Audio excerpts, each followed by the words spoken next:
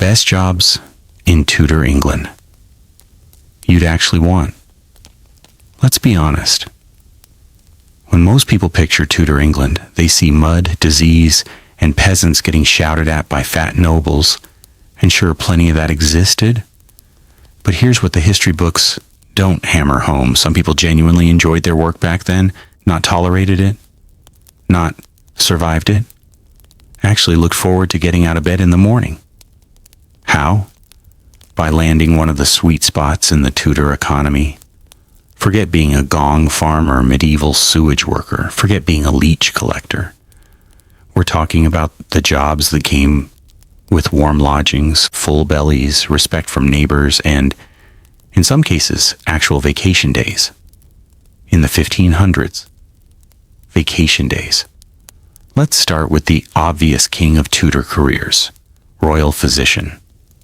You want job security? Treat the king. Sure, if the king dies, you might follow him to the grave if his successor blames you. But here's the secret most people miss. Tudor physicians had an escape hatch that almost no other job offered. Plausible deniability, dressed up in astrology. When Henry VIII's leg ulcers turned putrid, and they always did, his personal physician would examine the stars first, the wound second. Your Majesty, I observe that Mars sits ill-aspected to your lunar humors.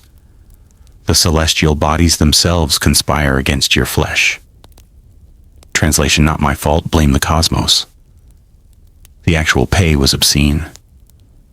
Dr. Thomas Linacre, physician to Henry VII and then Henry VIII, pulled in the equivalent of £80,000 a year in modern money, plus free housing at court, plus meals that would make a Michelin star chef weep, plus the right to wear fur and velvet, sumptuary laws be damned. And the work itself? Not nearly as gruesome as you'd think. Tudor physicians didn't do surgery. They didn't touch blood if they could help it. Their job was diagnosis through 4 humors: blood, phlegm, black bile, yellow bile, and prescribing things like drink this herbal tea or stop eating eels. Surgeons handled the messy stuff. Physicians handled the thinking. You spent your days reading Greek medical texts, chatting with patients, and looking scholarly. The real perk, though, was access. A royal physician could whisper in the king's ear, "Got a nephew who needs a church position? Mention it while checking the royal pulse. Want a monopoly on wool imports in your hometown?" One casual comment during a fever treatment. The job wasn't just medicine, it was legalized influence. Peddling with a stethoscope, Master Mason. Now, here's a job nobody thinks about, but everyone should envy. Stone masons in Tudor England, specifically the ones who reached master status, lived better than most minor lords. Why? Because Henry VIII had an addiction, not just to wives and food, to building. Between 1509 and 1547, Henry built or renovated over 50 royal palaces. That's nearly 1 per year. Hampton Court alone employed hundreds of masons for a decade. A master mason didn't swing a hammer. He drew plans, he measured angles, he calculated how many cartloads of Kentish ragstone it would take to raise a new great hall. He commanded a crew of journeymen and apprentices who called him Sir and meant it. The pay ran about 6 pence per day for a skilled mason. Sounds tiny until you realize a loaf of bread cost a farthing quarter penny. A mason could feed his family on 2 hours' wages. The rest was savings, ale money, and cloth for a nice doublet. But here's the real score. Master masons traveled. A job at Hampton Court for 2 years, then Sheen Palace, then a cathedral in Canterbury, then maybe a rich merchant's new townhouse in Bristol. Each new project came with a signing bonus, called a livery payment and free housing on site. Plus, Masons had the strongest workers' guild in England. Heard a Mason? The entire local chapter would blacklist your building project until you paid damages and apologized publicly, and the work itself was sculpture. Really? Those fan-vaulted ceilings at King's College Chapel, designed by Masons. The impossibly delicate tracery on Henry VII's chapel at Westminster, master masons working with nothing but plumb lines, compasses, and a lifetime of geometric intuition. These men were artists who just happened to get dust on their clothes. Court musician. If you could play the lute, the viol, or God help your neighbors the sackbut, a Renaissance trombone, you had a shot at the cushiest job in Tudor England. The court of Henry VIII employed around 60 musicians at any given time. Not all at once, they rotated. But here's the thing. Tudor monarchs loved music. Henry composed it himself. Pastime with good company is his.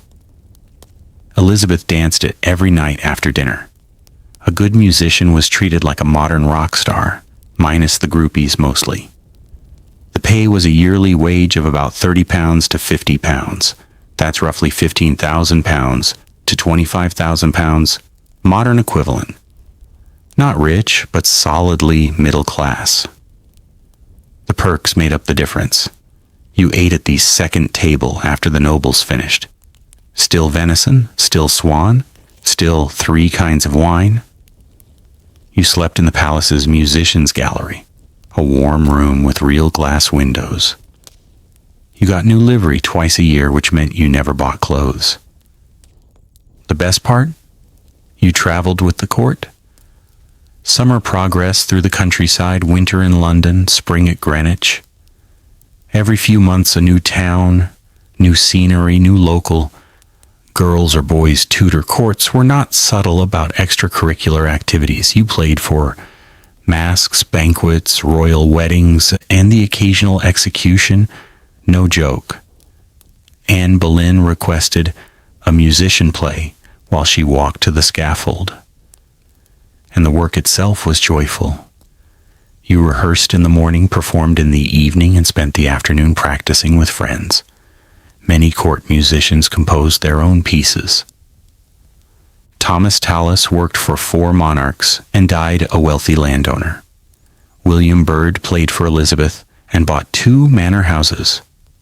The only downside? Don't annoy the king. One of Henry's lute players, a man named Philip Van Wilder, once tuned an instrument poorly before a royal performance. Henry threw a shoe at him. Van Wilder kept the shoe as a souvenir and told the story for decades as a badge of honor. Royal apothecary. Before you picture a dusty shop full of leeches and eye of newt, understand Tudor apothecaries were the chemists of their age, the good ones, the ones kings trusted. The royal apothecary, a position created by Henry VIII in 1536, had a laboratory in the palace, not a cupboard. A proper room with furnaces, glass vessels, mortars, and hundreds of jars labeled in Latin. His job was to turn raw plants, minerals, and occasionally animal parts into medicines. Syrups for coughs, ointments for burns, pills for melancholy, depression. Distilled waters for the stone, kidney stones, the pay. £100 per year plus expenses. That's £50,000 modern, before you count the expense account. The royal apothecary bought ingredients wholesale and billed the crown. Some of those ingredients, saffron, cinnamon, pearls, yes, ground pearls for heart palpitations, cost fortunes. Nobody checked too carefully. A smart apothecary retired rich. The work had genuine scientific excitement. When new plants arrived from the New World, tobacco, cacao, cinchona, bark, the royal apothecary got the first samples, He experimented, he took notes, he wrote letters to botanists in Antwerp and Padua. This was cutting-edge stuff for the 1500s. And the social status? Surprisingly high. Apothecaries eventually merged with grocers. The Worshipful Society of Apothecaries split off later, but a royal appointment put you above surgeons in the pecking order. You dined with physicians. You advised the king on health matters. When Henry VIII got his leg wound, 5 physicians argued about humors, while the royal apothecary made the actual poultice that kept gangrene away. The smell, admittedly, was strange. Every apothecary smelled of 1,000 conflicting herbs: lavender fighting garlic, cinnamon wrestling valerian. But you got used to it, and your wife probably appreciated that you came home smelling like a garden rather than a slaughterhouse. Master shipwright at Deptford Dockyard. If you wanted dirty hands, honest sweat, and the satisfaction of knowing your work could sink a French fleet, you became a shipbuilder. Specifically, a master shipwright at one of Henry VIII's new royal dockyards. Henry VIII is the reason England had a navy. Before him, the king borrowed merchant ships in wartime. After him, England owned the Mary Rose, the Great Harry, and 40 other purpose-built warships. Building them required hundreds of men, thousands of oaks, and a few brilliant minds to oversee everything. The master shipwright earned 4 shillings per day, double a skilled mason. He had a house at the dockyard, free firewood, and a servant paid by the crown. His job was part engineering, part forestry, part guesswork. No blueprints existed. You designed ships in your head, scratched curves into wooden planks with a chalk line, and trusted your eye. The real joy of this job? You got to destroy forests, legally. Royal surveyors scoured the country for the king's woods, any oak over a certain size on any land not specifically exempted. Your job was to say that one, and that one, while axemen did the cutting. Landowners hated you. Peasants feared you. You didn't care. You were building the ship that would carry England to empire. And the work was beautiful in its way. An oak tree felled in winter, seasoned for 2 years, then sawn into curved compass timbers that followed the natural shape of the tree. No steam bending, no laminating. Just the tree's own growth, used to hold the sea at bay. When you walked the deck of a ship you'd built, you felt the curve of every branch you'd chosen. The Mary Rose sank in 1545, too many guns, not enough freeboard. But that wasn't the shipwright's fault entirely. And even so, the wreck taught shipbuilders lessons no university could offer. The men who raised her in 1982 found tools and personal items perfectly preserved in mud, including a leather pouch that once belonged to a master shipwright named James Baker. Inside, a love letter from his wife and a wooden ruler marked in feet of the king's measure. He'd kept both close, even at work. Guild merchant, worshipful company of mercers. Now we're talking about the job that made the Tudor middle class possible. A guild merchant, specifically a mercer dealer in fine cloths, grocer wholesaler of spices and dried goods, or haberdasher. Small wares like pins, ribbons, and caps enjoyed protections that modern workers would kill for. The guild system gets a bad rap. Yes, it was exclusive. Yes, it limited competition. But for the man inside the system, women could join some guilds as widows or daughters, but rarely as masters. It was a golden cage.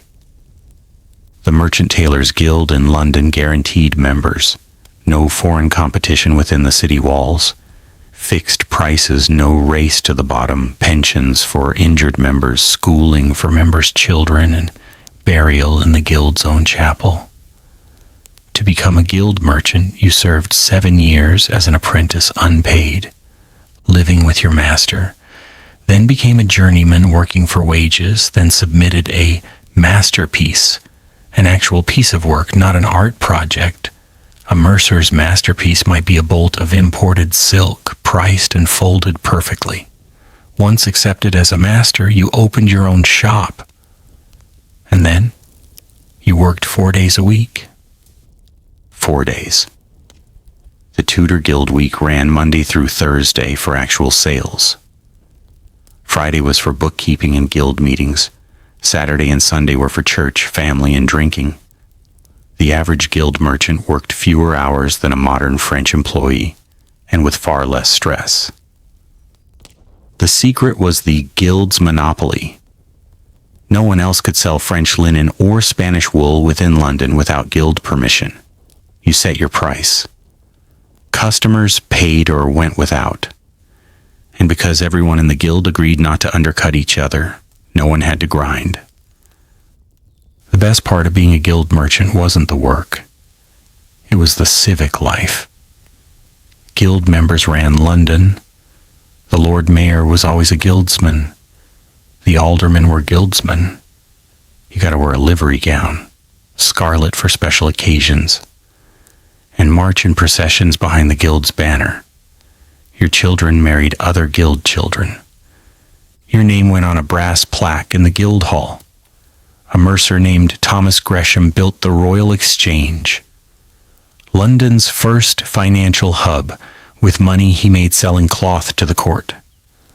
A grocer named William Craven started as an apprentice, became Lord Mayor, and left £10,000 to charity.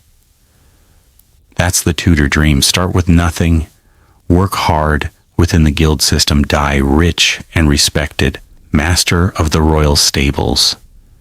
This sounds like a niche job. It was. But the man who held it, Sir Thomas Tyrwhitt under Henry VIII, then Sir Henry Jerningham under Mary and Elizabeth, lived like a country squire while doing what he'd have done for free. The royal stables housed about 200 horses at any time. Destriers, war horses for tournaments. Palfreys, smooth-gaited riding horses for royal journeys. Hackneys, rental quality for messengers. And a dozen or so great horses that stood 18 hands high and wore armor into battle. The master of the stables didn't muck stalls. He managed the grooms, about 40 of them, the farriers, the saddlers, and the veterinarians called marshals then. He approved purchases of hay and oats, enough to bankrupt a small farm every month. He decided which horses accompanied the king on progress and which stayed behind. Salary?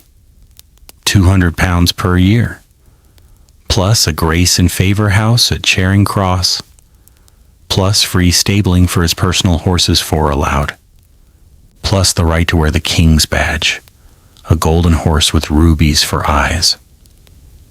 The real perk was the travel. The master of the stables rode ahead of the royal party with an advance team, making sure inns had fresh straw and local sheriffs had provided escorts. He saw more of England than any merchant or diplomat. He knew which towns had good ale, most of them, and which had bedbugs, all of them, but some worse than others. And the horses themselves, Tudor horses, were magnificent.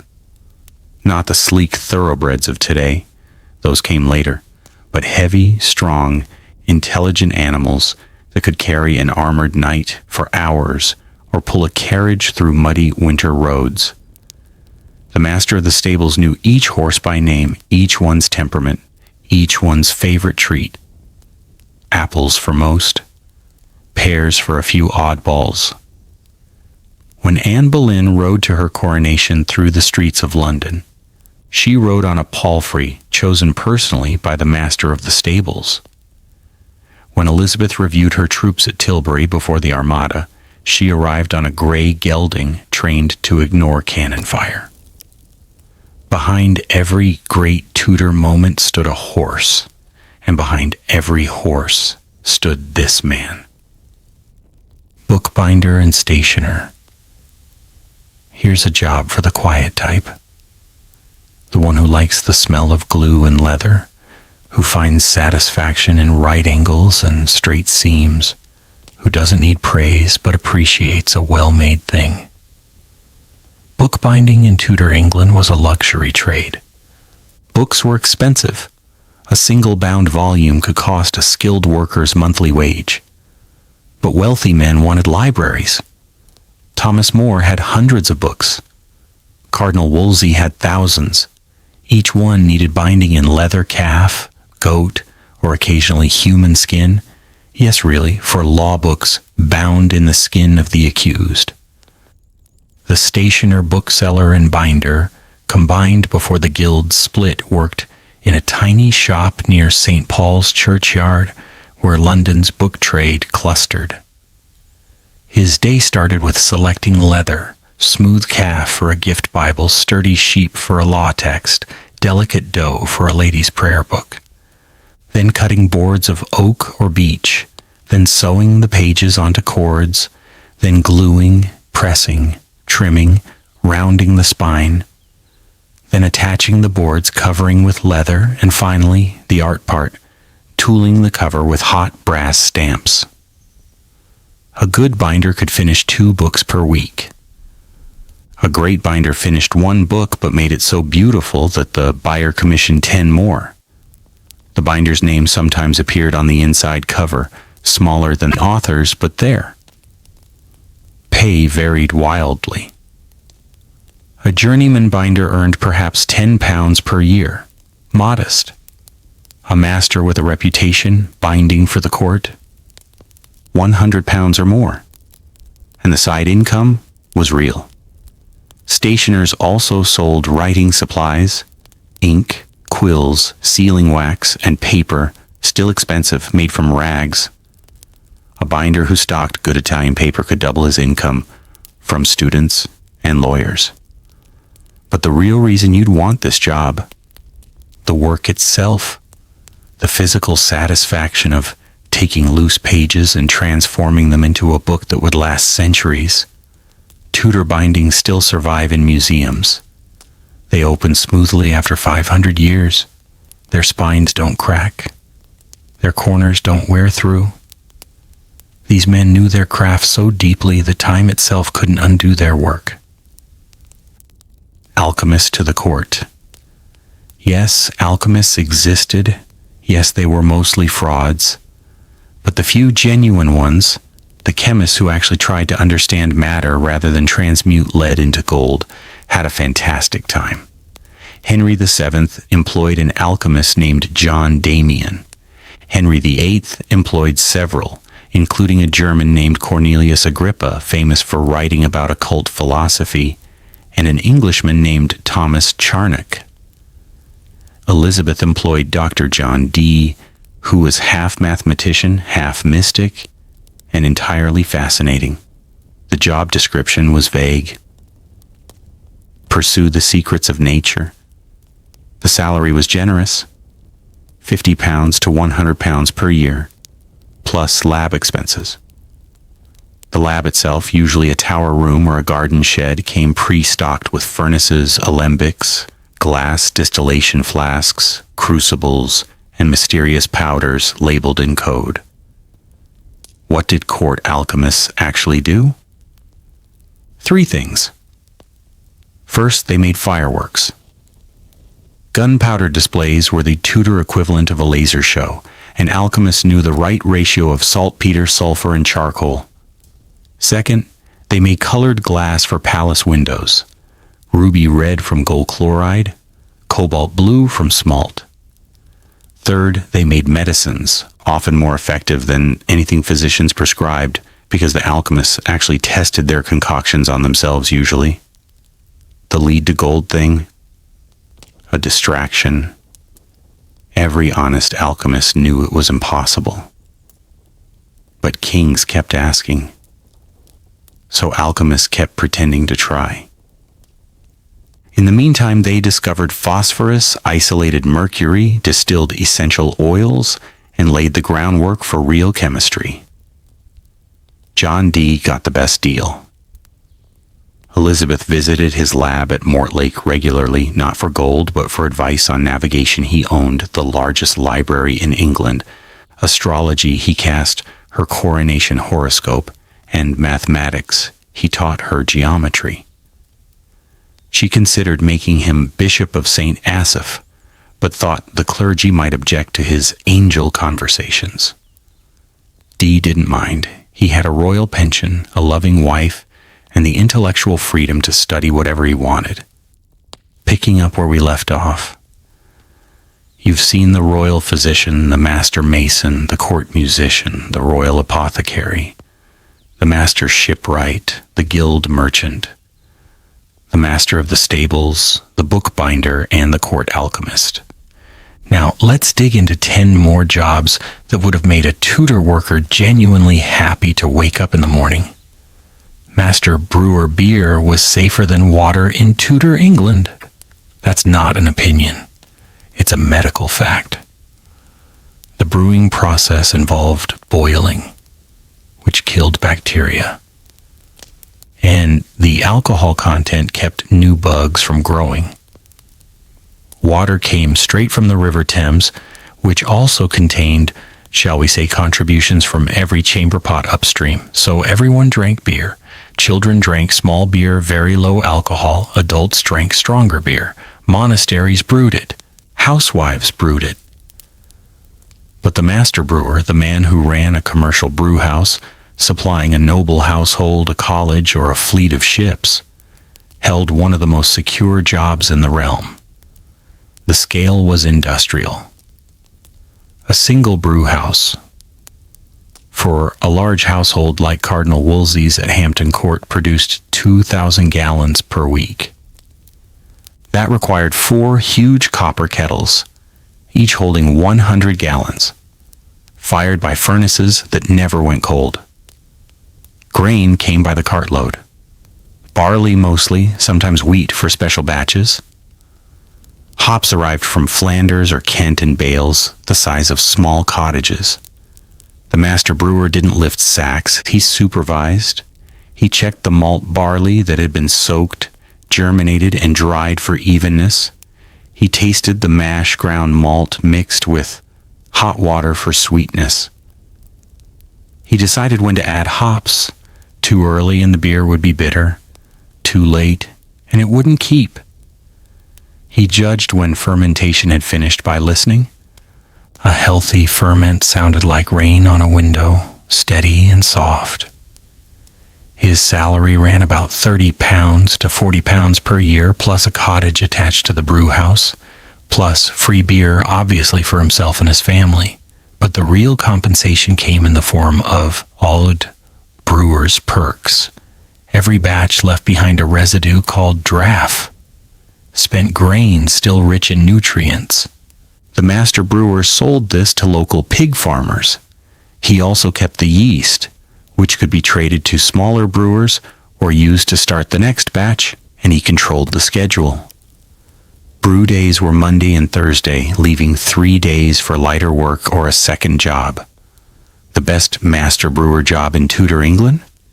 That would be at one of the Cambridge or Oxford colleges.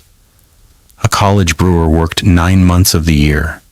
Students went home for summer, lived in college housing, ate in the college hall scholars' portions, not student portions, and had access to the college library, a rare privilege for a non-academic. Plus, college brewing records show that brewers often received quarterly bonuses of a few shillings, usually paid when the Dons finished a particularly good dinner and felt generous. And the job had genuine craft. Tudor beer wasn't the murky sludge of popular imagination. A skilled brewer could make ale that tasted of honey, or beer sharp with hop bitterness, or a winter double brew so strong that sailors called it stagger juice. The The best brewers guarded their recipes like alchemists guarded the philosopher's stone. Some wrote them in code. Others memorized everything and burned their notes every year. Parish clerk. Now, here's a job nobody wanted as a child, but everyone appreciated once they got it. The parish clerk was the local church's manager, accountant, receptionist, and sometimes choir master. He wasn't a priest. Couldn't even take communion without special permission. But he ran the place. What did a parish clerk actually do? On Sunday, he led the congregation in responses. O Lord, open thou our lips. Clerk, and our mouth shall show forth thy praise. Without him, Tudor church services would have been chaos. Most parishioners couldn't read the prayer book, the clerk could. He stood in a special desk near the front, the clerk's desk still visible in old churches, and called out the next prayer, the next psalm, the next hymn. But that was just Sunday. Monday through Saturday, the clerk opened the church every morning, unlocked the door, rang the bell at 6 a.m., swept the floor, dusted the altar cloth, trimmed the candles, filled the holy water stoup, checked the communion wine for sourness, and made sure the churchyard gate wasn't broken. He also kept the parish accounts, the poor box money, the fees for baptisms and weddings, the cost of repairing the roof, the salary of the sexton grave digger whom he supervised. The pay came from multiple sources. Most parishes gave the clerk a small salary, £5 to £10 per year, plus a house, usually a tiny cottage, attached to the church or graveyard. But the real income came from fees. A shilling for ringing the bell at a funeral, 6pence for opening the church for a private prayer, 2pence for each marriage banns posted, a penny per person for showing visitors the church's relics after the Reformation. The relics became historical curiosities rather than holy objects, but tourists still came. By the time a clever clerk added everything up, he might earn £20 to £25 per year, which put him solidly in the middle class. And he had almost no expenses. The church provided his candles and firewood. The clerk's desk had a small brazier for winter mornings. Parishioners brought him gifts at Christmas, a goose, a side of bacon, a pair of woolen stockings. When he got too old to work, the parish usually let him stay in the cottage and paid a small pension from the poor box. The social position was interesting. The clerk stood below the priest, but above everyone else in the parish hierarchy. He dined with the church wardens after vestry meetings. He knew everyone's secrets, who was having an affair, who couldn't pay their tithes, who had left money to the church in their will, but was bound by an informal oath never to gossip. Some clerks kept written records of parish scandals hidden in their desks. Those notebooks, had they survived, would be worth fortunes to historians, but nearly all were burned by the clerks themselves or by their embarrassed descendants. Herald of the College of Arms. If you wanted a job that required almost no real work, but came with a free title, fancy clothes, and access to every noble house in England, you became a herald. Specifically, a herald in the College of Arms. Founded by Richard III in 1484 and confirmed by every Tudor monarch thereafter. Heralds existed to do three things. First, design and grant coats of arms to worthy gentlemen for a fee. Second, organize tournaments and state ceremonies for a larger fee. Third, travel to foreign courts with diplomatic messages for an enormous fee plus expenses. The work was mostly waiting. Tournaments happened twice a year. Ceremonies happened when someone died or got crowned. Foreign travel happened when the king felt like showing off. The rest of the time, heralds sat in the College of Arms building on Queen Victoria Street, still there, still functioning, and studied genealogy. They loved genealogy. A herald could trace your family back to Adam if you paid enough. They kept enormous pedigree rolls, some of them 30 feet long, covered in names and shields and tiny drawings of castles. Pay structure was weird. Heralds received no salary from the crown. Instead, they lived entirely off fees. But what fees? Designing a new coat of arms cost £20 to £50 a year's wages for a skilled worker. Confirming an existing coat cost £10. Researching a family tree cost £1 per generation, plus expenses for travel to parish records. The senior heralds, the kings of arms, there were 3. Garter, Clarencieux, and Norroy, also received gifts from anyone hoping for a favorable ruling in a dispute about precedence.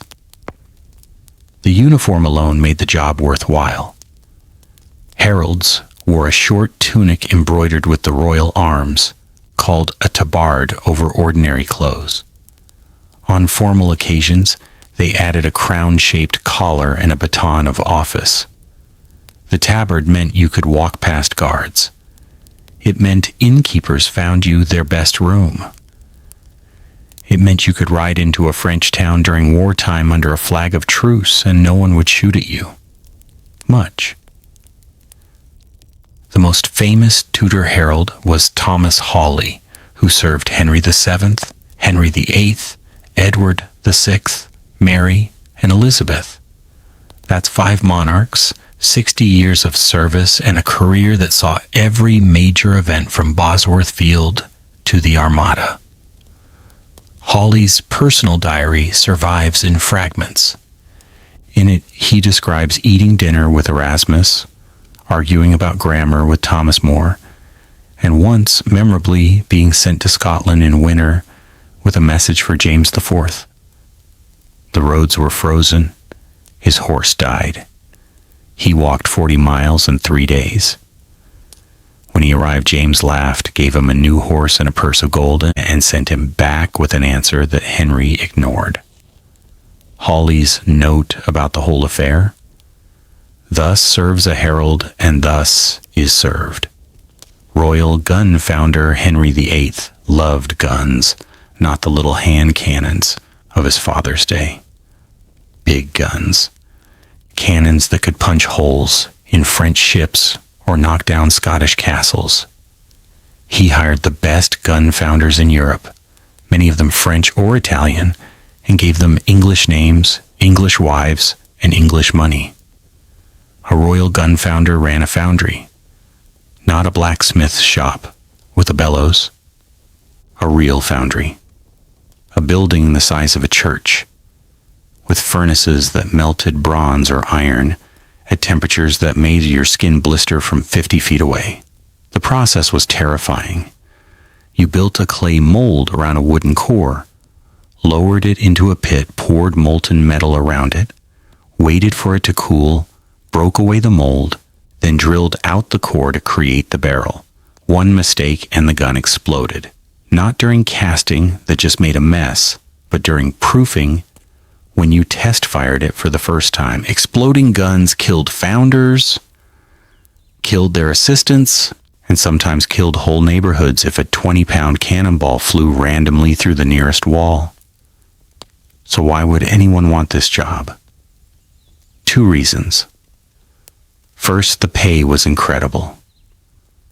A master gun founder earned £100 per year minimum, plus a house at the foundry, plus a bonus for every gun that passed proof. The bonus varied by size. 10 shillings for a Saker small gun, £2 for a culverin medium, £5 for a cannon royal, the biggest, firing 60-pound balls. A good foundry could cast 20 guns a year. Do the math. Second, the respect. Gun founders were the engineers of their age. They understood alloys, stress, heat transfer, and geometry. When a new cannon design worked, the founder got credit. When a French cannon outranged an English one, the founder got blame and then got funds to build something better. Henry VIII personally visited foundries, asking questions, watching demonstrations, sometimes trying to cast a small gun himself. He failed, but everyone clapped anyway. The best place to be a gun founder was the Weald of Sussex, where iron was abundant and forests provided charcoal for fuel. The Wealden ironmasters built a network of foundries, water-powered hammers, and finishing shops that rivaled anything in continental Europe. They cast cannons for the Mary Rose, the ones that helped sink it. Ironically, too many on the upper deck made the ship top-heavy. They cast cannons for Elizabeth's navy, the ones that broke the Armada. They cast the first cast-iron cannons in England, a technological leap that made bronze guns obsolete within a generation. The work was dangerous, dirty, and deafening. But the men who did it knew they were building something that would change warfare forever, and they were paid like the kings of industry they were. Chapel Royal Chorister for clever boys, now for a job that only lasted about 8 years, but set you up for life. The Chapel Royal Choristers, the boys who sang for the monarch every day, had one of the strangest career paths in Tudor England. First, you had to be male, between 7 and 12 years old, and possess a voice that made grown men stop and listen. Second, you had to have a parent willing to let you go. Third, you needed a sponsor, a nobleman, a bishop, or a senior courtier who would recommend you to the master of the choristers. If you got in, here was your life. You lived in the Chapel Royal compound, near whichever palace the court was using. You shared a dormitory with 15 other boys, all under the charge of a married couple called the choristers' parents. You ate well. The Chapel Royal had its own kitchen, separate from the palace kitchen, but stocked just as generously. You wore a scarlet cassock and white surplice, the same uniform scaled down that the adult gentlemen of the chapel wore. Your schedule was packed. Wake at 6 a.m., prayers at 6:30, rehearsal from 7 to 9, then morning services until 11, then school from 11 to 1, reading, writing, Latin, music theory, then dinner, then afternoon rehearsal, then evening services, then supper, then more school, then bed at 9 p.m., 6 days a week. Sunday was even busier, multiple services, a sermon, and sometimes an extra performance for visiting dignitaries. But the perks. You sang directly for the monarch, sometimes in the same room, close enough to see which way his head tilted when he listened. You traveled with the court, which meant you saw more of England by age 12 than most adults saw in a lifetime. You were exempt from all local taxes even after you left, and when your voice broke, usually around age 14, you were guaranteed a place at one of the Royal Grammar Schools, St. Paul's, Westminster, Eton, with tuition paid by the Crown. Many choristers went on to university. Some became priests. A few became composers. Thomas Tallis started as a Chapel Royal chorister. William Byrd did too. The ones who didn't pursue music still carried the mark of their training. A former chorister could always find work as a parish clerk, a singing master for noble households, or a copyist of sheet music, a surprisingly lucrative trade, since printed music was rare and hand-copied manuscripts sold for high prices. The downsides: you missed your family. You got beaten for mistakes. The master of the choristers carried a rod, though he wasn't supposed to use it on the face or hands. You slept in a drafty dormitory and bathed once a week if you were lucky. But the boys who survived the program looked back on it with something close to nostalgia. The music was beautiful, the camaraderie was real, and the feeling of singing a 5-part motet in a candlelit chapel with the king himself listening, that stayed with you forever. Master of the Posts, Royal Postal Service. Tudor. England didn't have a postal service the way we think of it. No stamps, no mailboxes, no postmen walking routes. What it had was the Master of the Posts, a man hired by the Crown to maintain a system of mounted couriers who could carry messages from London to any town in England in under 48 hours. The job was created in 1512 by Henry VIII, who got tired of waiting for news from the Scottish border. The first Master of the Posts was a gentleman named Brian Tuke, a former clerk of the Signet, who had never ridden a horse in anger but understood logistics. Tuke set up a network of posting stations every 20 miles along the main roads. Each station kept 4 to 6 horses and a postmaster who lived on site. When a courier arrived with a royal dispatch, the postmaster gave him a fresh horse and sent him on his way. The exhausted horse rested until the next courier came through. The Master of the Posts didn't ride. He coordinated. He hired the postmasters, often local innkeepers or farmers, inspected the station sometimes in person, sometimes through agents, set the rates a penny per mile for royal mail, 2 pence for private mail that he allowed as a side business, and handled complaints when letters went missing or arrived late. Pay was excellent, £200 per year, plus a riding allowance of another £50 even though he never rode, plus the right to charge private individuals for using the post. And many did, because sending a letter by a royal courier was faster and safer than trusting a traveler. By the end of his tenure, Tuke was earning £400 per year from private fees alone. The job mattered enormously. In 1545, when the French fleet was spotted off the coast of Sussex, a courier rode from Rye to London in 26 hours, fast enough that Henry VIII could order the navy to sea before the French landed. In 1554, when Wyatt's rebellion broke out in Kent, the Master of the Posts got messages to London so quickly that Mary I had time to barricade the gates and rally her supporters. Tuke's network saved the Tudor dynasty at least twice. The best part of being Master of the Posts was the independence. You answered only to the monarch and the Privy Council. No one else could tell you what to do. You had your own budget, your own staff, your own horses. And because you handled everyone's letters, you knew everyone's secrets. A smart Master of the Posts could play politics like a virtuoso, trading information for favors for a promotion.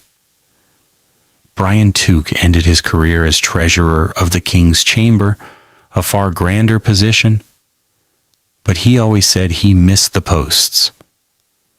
"There is no pleasure," he wrote to a friend, "like knowing that you have tied England together with ribbons of leather and horseflesh." Royal Sewer.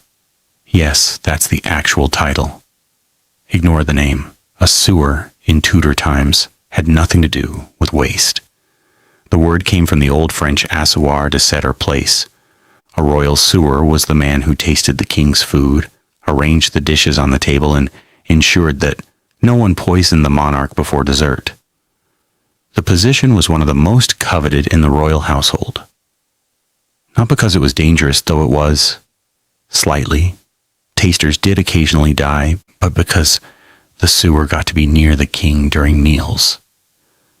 Tudor kings ate in state, seated alone at a raised table visible to the entire court.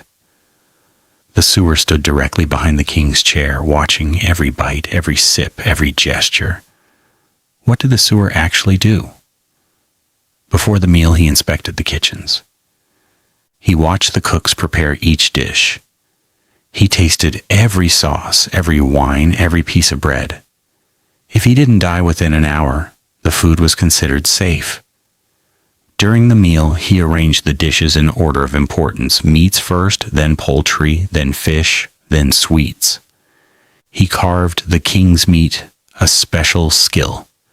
You had to cut with the knife facing away from the king, and never let the blade point at his face. He handed the king his napkin, his salt cellar, his goblet. Between courses, the sewer cleaned the table with a cloth soaked in rose water, removing crumbs and spilled sauce. He also monitored the king's behavior. Was he eating quickly? That meant he was hungry and in a good mood. Was he pushing food around his plate? That meant trouble. Best to warn the Lord Chamberlain that the king might shout at someone. The pay was modest for a court job. £40 per year, plus food, plus a room near the Great Hall. But the real compensation was leftovers. The king never finished his meals. The sewer inherited the remains: half a roasted swan, a wedge of marchpane almond, paste cake, a flagon of Gascony wine. He could sell these to merchants who specialized in court rubbish, leftover food from royal tables, which was considered fashionable to serve at wealthy feasts. A good sewer doubled his salary from leftovers alone. The most famous Tudor sewer was a man named William Kingston, who later became Constable of the Tower of London. Kingston served Henry VIII for 15 years, standing behind the king through 6 marriages, 2 excommunications, and countless arguments with Thomas Cromwell. He saw everything, he heard everything, and he never told, or at least never told anything that got back to the king. When Kingston was appointed Constable of the Tower, his first act was to walk through the royal kitchen one last time. He touched the carving table where he'd spent so many hours. Then he left and never looked back. Sergeant at Arms. If you wanted a job that combined security guard, courtroom brawler, and royal bodyguard, and you were tall, strong, and absolutely fearless, you became a sergeant at arms. These men were the Tudor equivalent of special forces. The crown employed about 30 of them at any given time. Their job was to attend the monarch in person, carrying a ceremonial mace, a metal club, on a wooden handle that was also a functional weapon. When the king went to Parliament, sergeants surrounded him. When the Queen traveled through London, sergeants rode ahead and behind. When someone needed arresting, someone powerful, someone with private guards of their own, the sergeants did it. The qualifications were simple. You had to be at least 6 feet tall, enormous for Tudor times, able to wrestle a grown man to the ground, and willing to die for the monarch without hesitation.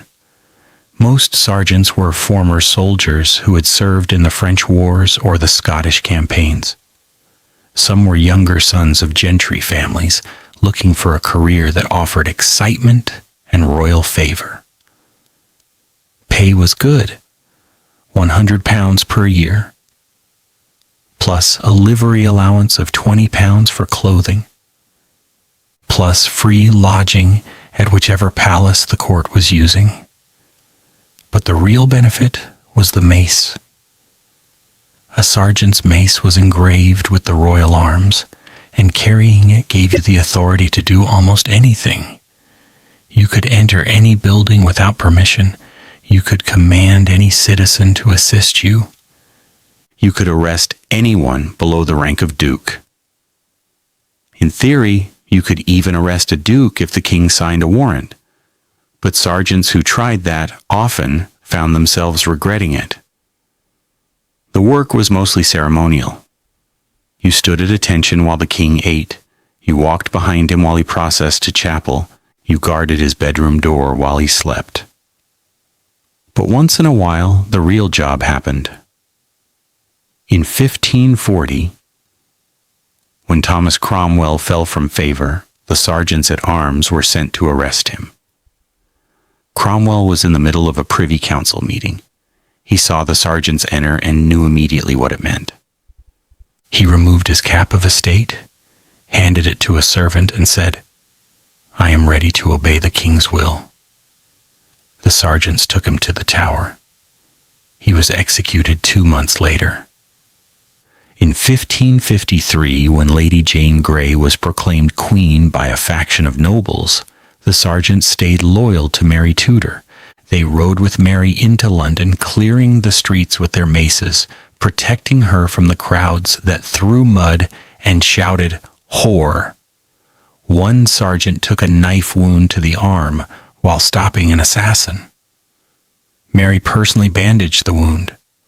The sergeant kept the bandage for the rest of his life. The job shortened your lifespan.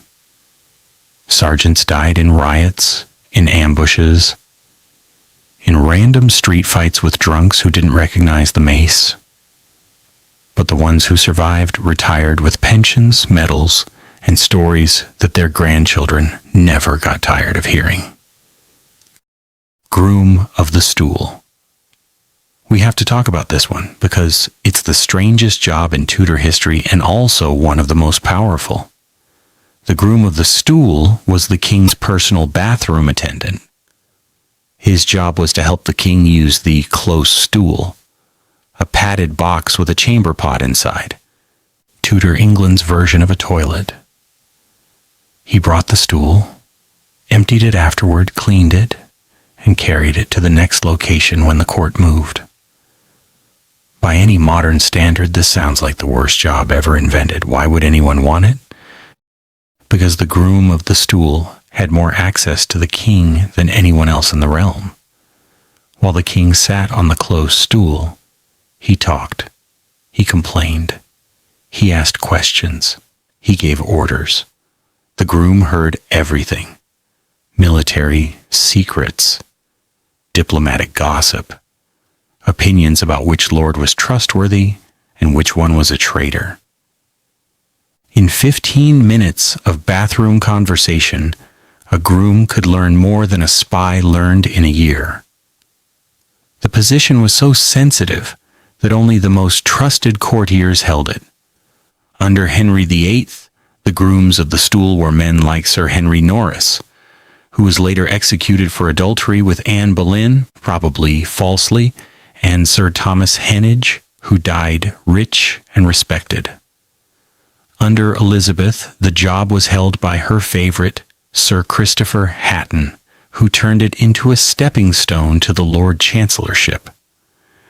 The pay was officially £50 per year, but the bribes, everyone wanted something from the king, and everyone knew the groom had the king's ear.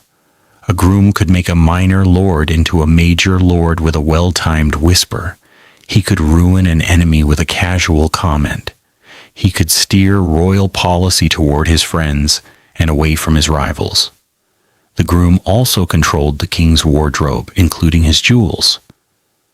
That meant the groom could borrow a ruby or a diamond, lend it to a friend for a special occasion, and return it before anyone noticed. Many Tudor fortunes were built on borrowed jewels. Historians still argue about whether the job was humiliating or empowering. The truth is both. Yes, you emptied the king's chamber pot, but you also walked out of the privy chamber with the king's arm around your shoulder, and every nobleman in the presence chamber bowed as you passed. For a certain kind of ambition, that trade-off made perfect sense. We've already covered 19 jobs that would have made a Tudor worker genuinely content. But the Tudor economy was vast and strange, and some of the best positions are still waiting in the wings. Let's keep going. Master of the revels. If you loved parties, not attending them but building them, the job of Master of the Revels was your dream. This man, and it was always a man, though women worked under him, was responsible for all the entertainment at court. Masks, plays, dances, tournaments, banquets with theatrical interludes, even the elaborate pageants that greeted foreign ambassadors. He didn't just schedule these events, he designed them. The position became official under Henry VIII, who loved spectacle almost as much as he loved eating. The first master of the revels was a gentleman named Sir Thomas Cawarden, who held the job from 1544 to 1559. Cawarden had a workshop at the old Blackfriars Monastery in London, complete with sewing rooms, carpentry shops, paint stores, and a wardrobe full of costumes that would make a modern theater company weep with envy. What did the master of the revels actually do on a daily basis? First, he met with the monarch or the Lord Chamberlain to discuss the next event. The French ambassadors are coming in 3 weeks. We need a mask that shows England's power, but also makes them feel welcome, and the Queen wants to dance in it herself. And there must be a fountain that flows with real wine. Then the master went back to his workshop and figured out how. He designed sets that could be built in days and taken down in hours. He wrote or commissioned scripts, often borrowing plots from classical myths, with plenty of flattery for the monarch. He hired musicians, actors, and dancers, and when he couldn't find enough professionals, he trained courtiers to perform. He oversaw costume construction, silks from Italy, velvets from the Low Countries, furs from Russia, feathers from America.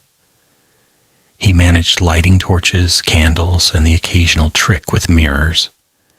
He arranged seating for hundreds of guests, making sure that the most important people could see the stage and that the least important people could see nothing. The pay was officially £100 per year, plus the workshop, plus a staff of 20 carpenters, tailors, painters, and stagehands. But the real compensation was the budget. Each event had a line item called extraordinary expenses, money set aside for unexpected costs. Every master of the revels knew how to make unexpected costs happen. Need new velvet for a cloak? Extraordinary. Need a special pulley system to make a goddess descend from the ceiling? Extraordinary. Need to hire a fire eater from Venice who happened to be passing through? Extraordinary. By the end of a busy year, a clever master could pocket £200 in savings that no one bothered to audit. The work was exhausting during the holiday season, Christmas to Twelfth Night. About 2 weeks of nonstop events, but the rest of the year was leisurely. The master spent summer planning, autumn building, and spring recovering. He also had the right to license plays in London, a side business that became incredibly lucrative after 1570 when professional theater took off.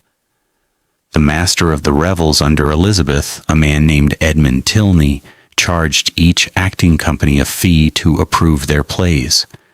He also censored anything that seemed politically dangerous. That power meant bribes flowed freely. Tilney died wealthy enough to leave £500 to charity. The best memory from any master of the revels? Probably the night in 1518 when Henry VIII dressed as a shepherd and surprised the court by leaping out of a giant artificial pie.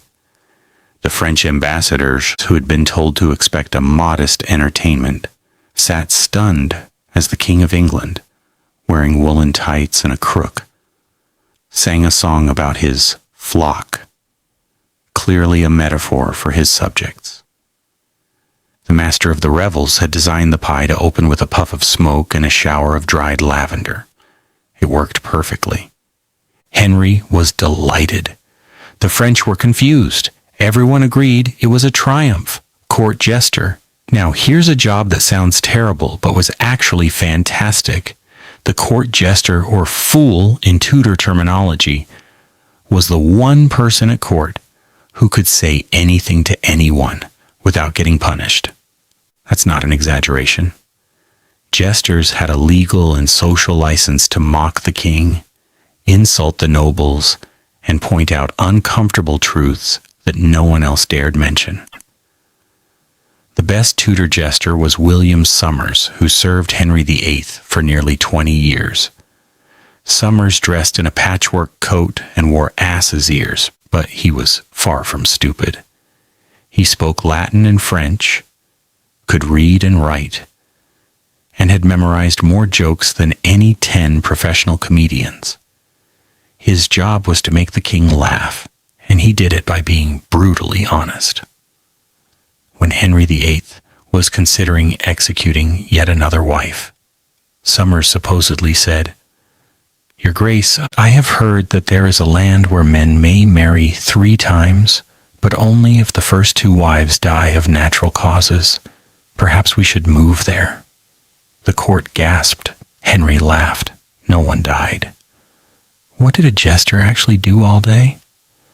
He wandered the palace, dropping into conversations, telling stories, playing pranks. He attended every meal, sitting at the king's feet or perched on a stool in the corner. He performed in masques and interludes. He delivered messages between courtiers who couldn't talk directly. A jester could say, "Lord A wants you to know that Lord B called you a coward," without being accused of gossiping, because jesters were expected to say outrageous things. The pay was surprisingly good. William Somers received £20 per year, plus food, plus a small room near the kitchens, plus new clothes twice a year. The patchwork coat was a costume. He owned ordinary clothes too. But the real perk was the immunity. A jester could insult the most powerful man in England and walk away smiling. He could tell the queen her new dress made her look fat. He could suggest that the king's military campaign was doomed. No one could touch him because striking a jester was considered bad luck, and also because the king would be furious if someone silenced his favorite source of amusement. The downside? You had to be funny on demand. If the king was in a bad mood and your jokes didn't work, you might be dismissed, not executed, just sent away with a small pension. Several Tudor jesters ended their careers running taverns or traveling as independent entertainers.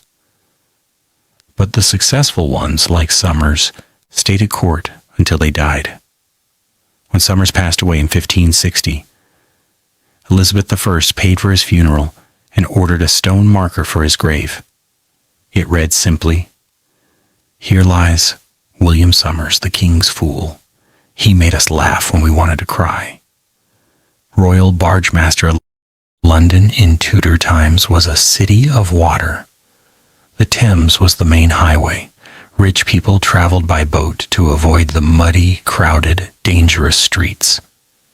And the royal family traveled by barge, a long, shallow, richly decorated vessel rowed by 20 oarsmen and steered by the royal bargemaster.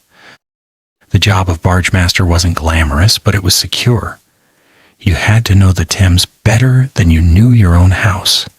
Every eddy, every sandbar, every hidden current. You had to be able to navigate in fog, in darkness, in a storm. You had to know the tide tables for every point between Richmond and Greenwich. And you had to do it all while keeping the monarch safe, dry, and on schedule. The royal barge was a floating work of art. Under Henry VIII, the barge was painted green and white, the Tudor colors, and decorated with carved sea monsters, mermaids, and the royal arms. The canopy over the king's seat was made of cloth of gold. The cushions were velvet. The floor was covered with fresh rushes every trip. Even the oars were painted with red and white stripes. The bargemaster sat in the stern, holding a long tiller. He didn't row, he commanded. He told the oarsmen when to pull and when to rest. He called out warnings to other boats. He decided whether to risk shooting under London Bridge, where the current ran dangerously fast and the central arch had a drop of nearly 5 feet at low tide. Many barges capsized there. The royal barge never did. Pay was £30 per year, plus a house at the royal stairs, the dock where the barge was moored, plus free firewood and candles, plus a suit of livery in royal colors. The barge master also had the right to charge tolls to private boats using the same stretch of river, a medieval privilege that survived into Tudor times. Those tolls added another £20 per year easily. The best part of the job was the travel. The court moved constantly between palaces: Greenwich, Westminster, Hampton Court, Richmond, Windsor. Each move required a flotilla of barges, the royal barge in front, followed by barges for the nobles, the servants, the luggage, and the kitchen. The barge master led the way, which meant he was always the first to arrive at the next palace.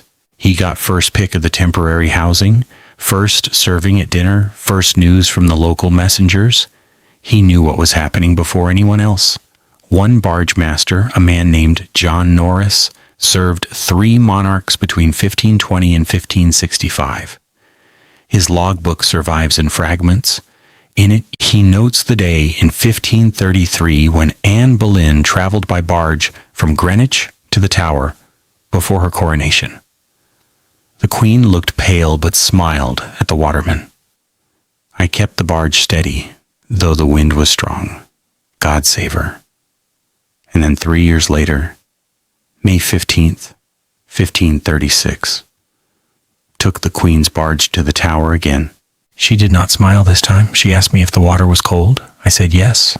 She said nothing more. Anne Boleyn was executed 4 days later, chief gardener at Hampton Court. If you loved plants more than people, the job of chief royal gardener was paradise. Hampton Court had 60 acres of gardens in Tudor times, orchards, vegetable plots, knot gardens, intricate patterns of low hedges, a vineyard, a medicinal herb garden, and a massive greenhouse, not glass. A wooden building with oiled cloth windows for tender plants brought back from overseas voyages. The chief gardener managed a staff of 30 under-gardeners, plus boys who chased birds away from fruit trees and women who weeded the flower beds. His salary was £40 per year, plus a cottage in the gardener's compound, plus all the vegetables and fruit he could eat, plus the right to sell surplus produce at the palace gates, a perk worth another £15 annually. But the real appeal was the plants themselves. Tudor England was in the middle of a botanical revolution. New plants were arriving from the Americas, Africa, and Asia at an astonishing rate. The chief gardener at Hampton Court got first pick of every new seed or cutting that came into the country. He grew the first potatoes in England, though no one knew how to cook them yet. They boiled the leaves and got sick. He grew the first tulips, the first sunflowers, the first tobacco for ornamental purposes only, until someone realized you could smoke it. He corresponded with botanists in Holland, France, and Italy, trading seeds like modern collectors trade baseball cards. The work was seasonal, but never boring. Spring, planting and grafting, fruit trees. Summer, endless weeding and watering by hand, with leather buckets from the river. Autumn, harvest, preservation, and planning for next year. Winter, pruning, repairing fences, and studying the new gardening books coming off European presses. The chief gardener was expected to read Latin and French because the best horticultural texts were in those languages. The most famous Tudor gardener was a Frenchman named Jean Leloup, hired by Henry VIII in 1531. Leloup designed the knot gardens at Hampton Court that still exist today, restored, but based on his original plans. He introduced the idea of mounts, artificial hills planted with fragrant herbs so the king could climb to the top and look down on the patterned gardens below. He also planted the first orange trees in England, keeping them indoors in winter and rolling them outside in summer. The oranges were too sour to eat, but Henry didn't care. He liked the color. Lelou stayed at Hampton Court for 25 years, refusing promotions, refusing offers from the French king, refusing to move anywhere else. When he died in 1556, his assistant found a notebook in his cottage. It contained sketches of every garden he had ever made, with notes about which plants thrived and which failed. On the last page, he had written, "I have seen the face of God in a tulip. What more could any man want?" Yeomen of the Guard. The yeomen of the Guard are the ones with the fancy uniforms who still stand outside royal residences today. In Tudor times, they were the king's personal bodyguards, not ceremonial figures, but heavily armed soldiers chosen for their loyalty and their fighting skills. A yeoman of the guard earned £50 per year, plus free housing in the palace, plus a uniform red and gold. But practical enough to fight in, plus a daily ration of beer and bread. He also received a watch coat for cold nights on duty, a thick wool cloak that could also be used as a blanket. What did a yeoman actually do? He stood guard outside the king's bedroom, outside the council chamber, outside the chapel. He accompanied the king on progress, riding ahead and behind. He searched visitors entering the palace. He broke up fights among courtiers, which happened more often than you'd think. And when the king went to war, the yeoman went with him, fighting as heavy infantry. The job had risks. Yeomen died in battle, died in riots, died from diseases caught while guarding prisoners in the tower, but the survivor retired with a pension and a special privilege. They could set up a stall in the palace courtyard, selling souvenirs to tourists. By Elizabeth's reign, retired yeomen made more money selling miniature halberds and royal seals than they had made as active guards. The best thing about being a yeoman wasn't the pay or the pension. It was the camaraderie. The yeomen lived together in the palace's guard rooms, ate together in their own mess, and drank together in a tavern they owned, collectively. A gift from Henry VIII, in thanks for saving his life during a hunting accident. They had their own songs, their own jokes, their own rituals. New yeomen were baptized with ale poured over their heads. Old yeomen were carried to their graves with full military honors, the entire company firing their arquebuses into the air. One yeoman, a man named William Parr, no relation to the Queen's family, served from 1509 to 1558. 49 years through 4 monarchs. He joined as a teenager and retired as a grandfather. On his last day, he stood one final watch outside the presence chamber. Then he took off his uniform, folded it carefully, and handed it to his son, who had just been accepted into the company. "Keep the king safe," he said, "and keep the beer cold. Master of the king's music." This job sounds similar to court musician, but it was different. The master of the king's music was the boss. He hired and fired musicians, composed music for state occasions, maintained the royal music library, hundreds of manuscripts, some of them irreplaceable, and advised the monarch on musical matters. The first master of the king's music was a man named John Digon, appointed by Henry VIII in 1540. Digon had studied in Rome, knew every composer of note in Europe, and could play every instrument in the royal collection. His job was to make sure the court sounded good, no matter what. That meant chasing down missing musicians they liked to skip practice, repairing broken instruments, lute, strings snapped constantly, and smoothing over arguments between singers, alto verses. Soprano was a blood feud. It also meant composing new music for special events. Digon wrote a 40-part motet for the wedding of Henry VIII and Catherine Parr. 40 separate vocal lines, all singing at once. It must have sounded like heaven. The salary was £200 per year, plus a house in the palace grounds, plus the right to keep 4 horses for traveling to recruit new musicians, plus a budget for manuscript copying. The master also received a douceur sweetener from any composer who wanted their work performed at court. That was technically bribery, but everyone did it. The best master of the king's music by far was Thomas Tallis, who served under Henry VIII, Edward VI, Mary, and Elizabeth. Tallis survived the Reformation's musical chaos by being flexible. Under Henry, he wrote Latin masses. Under Edward, he wrote English anthems. Under Mary, he went back to Latin. Under Elizabeth, he wrote both, plus instrumental music for the Queen's private enjoyment. When people asked how he managed, Tallis supposedly said, "Music has no religion. Only musicians do. And I keep mine in my heart, not on my sleeve." Tallis died in 1585, a wealthy man with a house in Greenwich and a farm in Kent. His last composition was a setting of the Lamentations of Jeremiah, written in a style so old-fashioned that it must have sounded ancient even then. But Elizabeth requested it for her private devotions.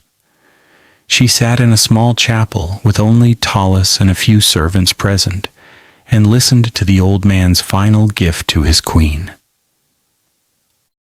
Master of the King's Swans. Now for a truly weird one. Swans were valuable in Tudor England. Not for their meat, though, that was good, but for their status. Only the king and a few specially licensed nobles could own swans. Every swan in England was theoretically owned by the crown, even the ones swimming on private rivers. The master of the king's swans was the man who kept track of them. His job was to conduct an annual swan-upping expedition up Thames, marking the beaks of young swans with the royal brand 5 nicks on the upper bill. He also settled disputes about swan ownership, prosecuted people who stole swan eggs, and sold licenses to nobles who wanted to keep their own small flocks. The job had been around since the 15th century, but the Tudors formalized it. The first master appointed by Henry VII was a waterman named John Weatherby. He knew the Thames intimately, owned his own wherry, and had a reputation for being completely honest, rare in a job where you could easily over-report swans and pocket the difference. The pay was only £10 per year, but the expenses were generous. The master traveled by boat with a crew of 6, all paid by the crown, for 6 weeks, every summer. He ate at the best inns along the river, also paid by the crown. And he had the right to sell any swans that were deemed unfit for royal consumption. Old swans, injured swans, swans with crooked necks. Those sales added another £20 to £30 annually. Why would anyone want this job? Because it was peaceful.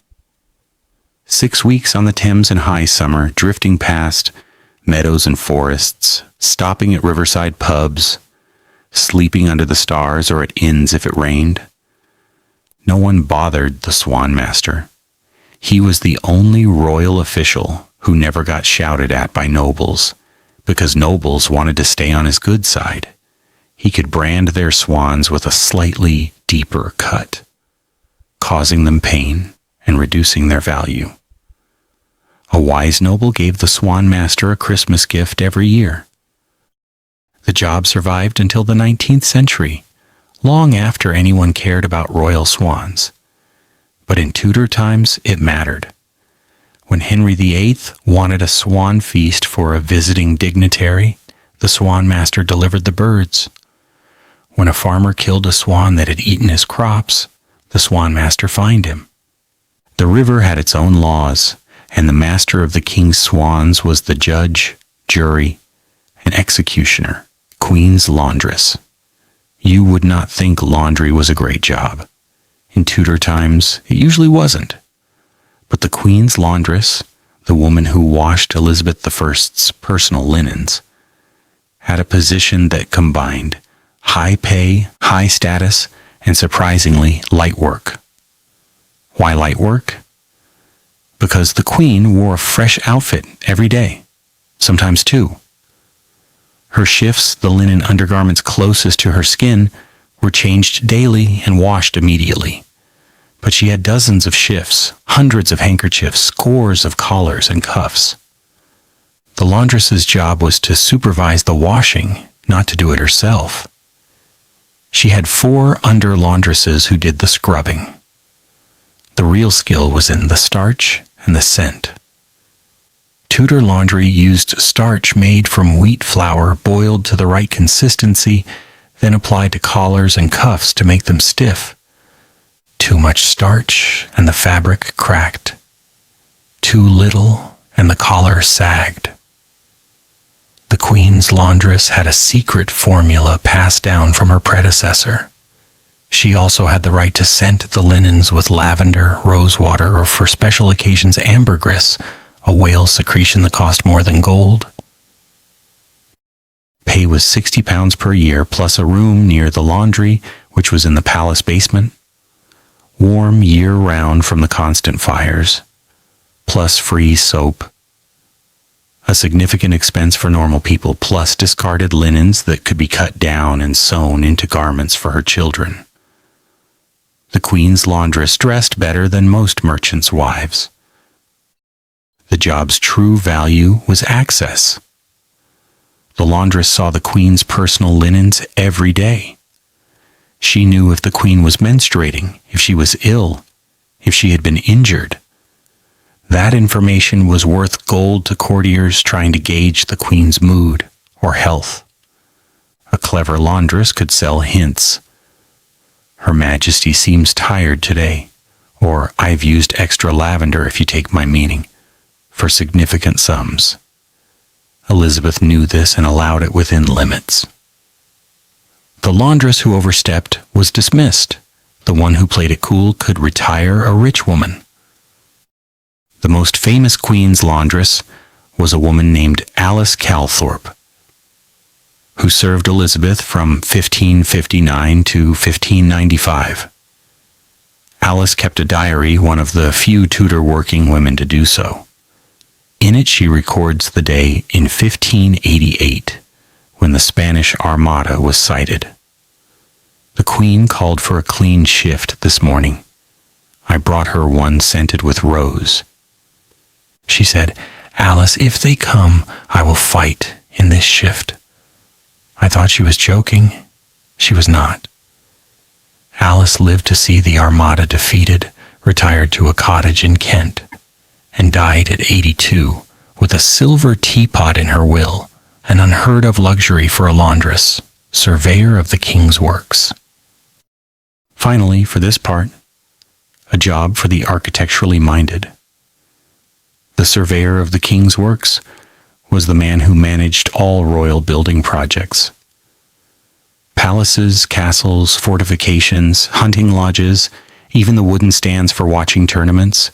If the crown built it, the surveyor oversaw it. The first surveyor under the Tudors was a man named John Hales, appointed in 1495. Hales had been a clerk in the works department and worked his way up.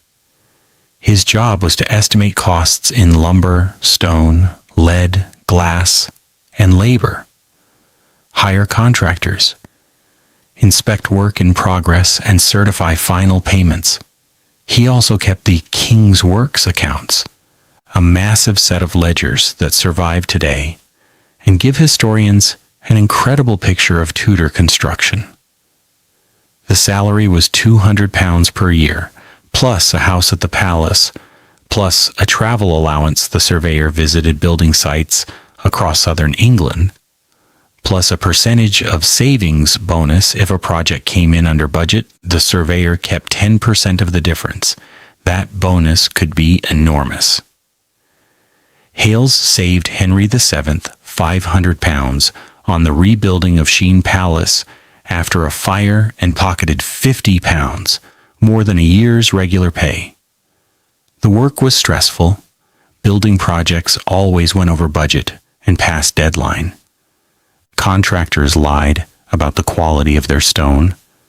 Workers got drunk and fell off scaffolding. The weather ruined foundations. Nobles demanded changes to their rooms at the last minute. The surveyor had to solve all these problems while keeping the king happy. Henry VIII once ordered a new banqueting hall built in 6 weeks for a visit by the French king. The surveyor did it in 5, working 3 shifts of carpenters around the clock. Henry was pleased. The surveyor collapsed from exhaustion the day after the banquet, but the job had moments of genuine satisfaction. Walking through a finished palace, a palace you had planned, budgeted, and built, and knowing that it would stand for centuries. The surveyor of the king's works didn't design the buildings that was the master mason's job, but he made sure they got built. Without him, the mason's drawings remained drawings. With him, they became Hampton Court, St. James's Palace, the Tower of London's new gun platforms. That legacy mattered. The last surveyor of the Tudor period was a man named Robert Smithson, who designed and built Hardwicke Hall for the Countess of Shrewsbury. Not a royal project, but Smithson learned his trade in the king's works. Hardwicke Hall still stands, its huge windows gleaming over the Derbyshire hills, a monument to Tudor building skill. Smithson's name is carved into a stone inside. No one who passes it ever forgets what he did. The strangest and best Tudor jobs you've never heard of. We've covered 29 excellent Tudor jobs so far, but the Tudor court and its surrounding economy had some truly odd positions, roles that sound absurd to modern ears, but offered incredible security, pay, and even joy. Let's dive into the ones that will make you wonder why you didn't live in the 16th century. Keeper of the Lions at the Tower of London. The Tower of London wasn't just a prison and a fortress. It was also the royal menagerie, a zoo full of exotic animals given to the monarch as diplomatic gifts: lions, leopards, bears, an elephant which lasted only a few years, and even a polar bear that was allowed to fish in the Thames on a long leash. The Keeper of the Lions, officially called the Master of the King's Bears and Apes. But everyone said lions had the strangest job in London. He fed the animals, cleaned their cages, showed them off to visitors for a fee, and tried very hard not to get eaten himself. The pay was only £12 per year, but the side income was enormous. Tourists paid a penny to see the lions, 2p to see them fed a piece of raw meat thrown into the pit, and 6p to have the keeper poke a lion with a stick so it would roar. By Elizabeth's reign, the menagerie was one of London's top attractions, drawing hundreds of visitors per week. The keeper kept a quarter of all admission fees, which added up to £60 to £80 annually. The work was dangerous. Lions escaped occasionally. In 1555, a lioness got loose in the tower grounds and killed a guard before being shot with a crossbow. The keeper wasn't blamed. Everyone knew that lions were unpredictable. But he had to pay for the guard's funeral out of his own pocket, a harsh but standard penalty. The real perk was the prestige. The Keeper of the Lions had a title, a uniform blue coat with gold embroidery, and a house inside the tower walls. He was a celebrity in London. Children followed him in the street. Tavern owners bought him drinks to hear stories about the animals. He married well. Several keepers wed daughters of wealthy merchants who liked the exotic connection. The best keeper was a man named John Parkhurst, who served from 1542 to 1565. Parkhurst trained a lion to take meat from his hand without biting. He also taught a leopard to walk on a leash, which he used to impress visitors and extract extra tips. His journal survives in the Tower archives. In it he writes, "The lion called Harry roared today for the first time in a month. I thought he was dying, but he was just bored. I threw him a live chicken. He ate it and roared again." So that was the problem. Boredom. Royal fishmonger fish was a huge deal in Tudor England. Everyone ate fish on Fridays, on Wednesdays, during Lent, and on dozens of other fish days enforced by the church. The royal household alone consumed 10,000 fish per year, everything from tiny sprats to massive sturgeon that required 4 men to lift. The royal fishmonger was the man who caught, bought, or otherwise acquired every single one of them. He had contracts with fishing villages from Yarmouth to Plymouth. He owned a fleet of boats the crown paid for them, but he kept the profits when they weren't being used for royal business. He knew every fish market in the realm, every tide, every seasonal migration pattern. The pay was officially £40 per year, but the real income came from wastage. The crown paid for 10,000 fish, but only ate about 8,000. The rest spoiled, were given away as gifts, or were sold. The royal fishmonger controlled the sales and pocketed the proceeds. A good year meant £200 extra. The job also came with a spectacular perk, the right to the royal sturgeon. Any sturgeon caught in English waters belonged to the monarch by law. The royal fishmonger was the only person who could buy them from fishermen. He then sold them back to the crown at a markup. Since sturgeon were rare and highly prized, they were served at coronation banquets. This was a license to print money. The work wasn't all profit. You had to get up early. Fish markets opened at 4 a.m. And you had to haggle with tough, experienced fishermen who had been selling their catch since childhood. You also had to deal with the palace kitchens, who blamed you every time a fish arrived less than perfectly fresh. The head cook once threw a rotten mackerel at the royal fishmonger's head. The fishmonger ducked, the mackerel hit a page, and the page went to the apothecary with a black eye. The fishmonger kept his job. The cook got a warning. The most successful royal fishmonger was a man named Thomas Knivet, who held the position from 1535 to 1550. Knivet built a house on the Thames with a private dock and a cold storage cellar carved into the riverbank. He retired at 50, bought an estate in Essex, and stocked its ponds with carp he'd bred himself. On his deathbed, he asked for a plate of fresh herring. His servant brought it. He ate 2, smiled, and died. King's Remembrancer. This is one of those Tudor job titles that sounds completely mysterious. What does a remembrancer remember? Everything. The King's Remembrancer was a senior official in the Exchequer, the Royal Treasury. His job was to keep track of all debts owed to the crown, taxes unpaid, fines not collected, loans not repaid. Every shilling that someone owed the king, the remembrancer had it in his books.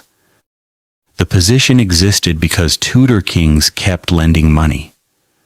They lent to nobles who needed to raise troops, to merchants who needed to finance trading voyages, to foreign princes who needed bribes called pensions in diplomatic language.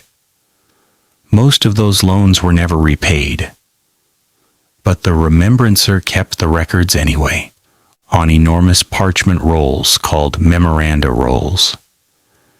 The pay was £100 per year, plus a set of rooms in Westminster Palace, plus free parchment and ink from the royal stores. The real compensation was the power. Everyone owed the king money, and the remembrancer decided who got pursued and who got quietly forgiven. A nobleman with an overdue loan would send the remembrancer a Christmas gift of venison, wine, or silver plate. A merchant would offer a share in a trading venture. A foreign prince would send a chest of something valuable. The remembrancer accepted all of it, made notes in his books, and occasionally forgave a debt. The job was boring by modern standards, mostly sitting at a desk, writing numbers, checking sums, copying names. But the boredom was the point. Tudor administration ran on paperwork. Without the remembrancer, the exchequer would have collapsed. And the remembrancer knew it. He could have demanded double his salary and gotten it. But the smart ones never pushed too hard. They stayed quiet, stayed useful, and stayed rich. The most famous remembrancer was a man named Robert Cecil. Yes, that Cecil family. Cecil held the position briefly in the 1590s before becoming Elizabeth's Secretary of State. He called the job the antechamber of power. Not glorious, but necessary. He also noted in a letter that the best part of this office is that no one visits me unless they owe money, and when they visit, they bring gifts. I have not bought my own supper in 3 years. Clerk of the Signet.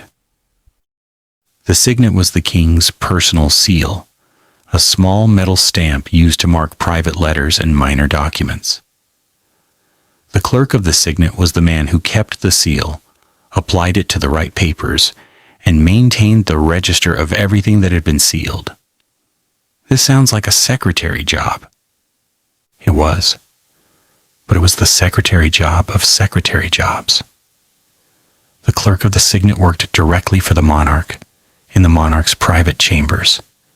He saw every letter the king wrote, every warrant, every pardon, every appointment.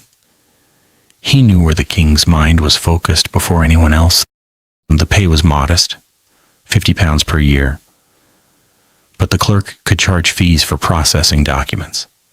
A land grant required a signet seal, fee 1 shilling. A pardon, half a crown.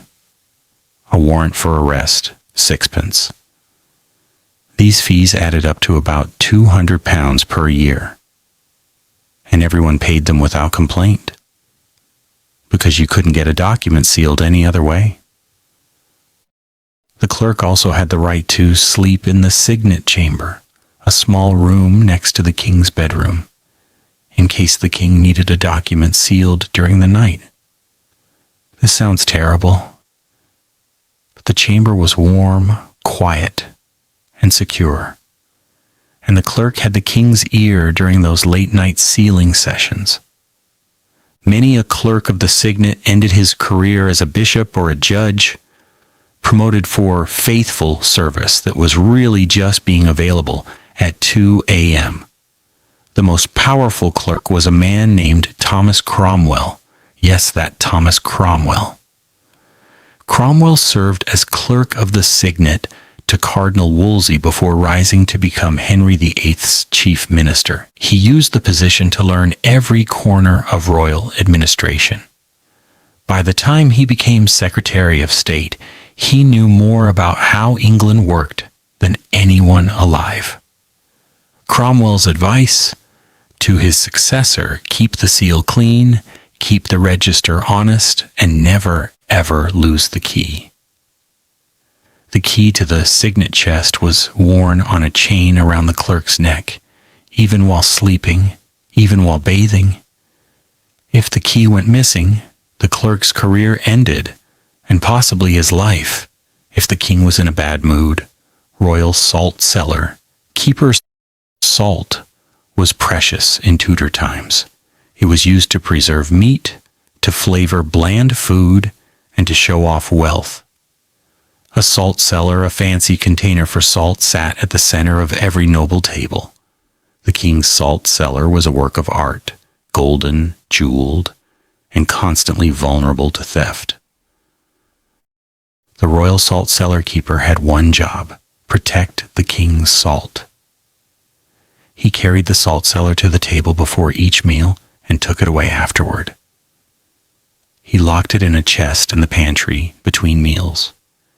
He counted the grains of salt, yes, really before and after each use to make sure none had been stolen. Salt was so valuable that even a few pinches could be sold on the black market.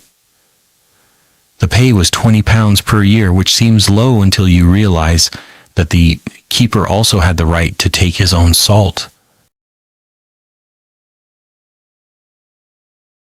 About 10 pounds of salt per year, and the keeper took 50 pounds, sold 40, and pocketed the proceeds. That added another 15 pounds. The job had no real stress, just constant vigilance. The keeper sat at a small table near the king's chair, watching the salt cellar like a hawk. He didn't eat during meals, couldn't look away. He didn't talk, might miss something. He just watched. Some keepers went mad from boredom. Others developed a kind of meditative calm. One keeper, a man named Richard Fulmer, took up knitting during his shifts. He made socks for the entire royal household. The king found this amusing and gave him a bonus. The strangest thing about the job? It was hereditary. The same family, the Fulleys, held the position for generations, passing it from father to son like a throne. When the last Fulley died without an heir in 1585, Elizabeth personally chose his replacement, a veteran soldier with one leg who had been wounded at the Battle of Pinkie.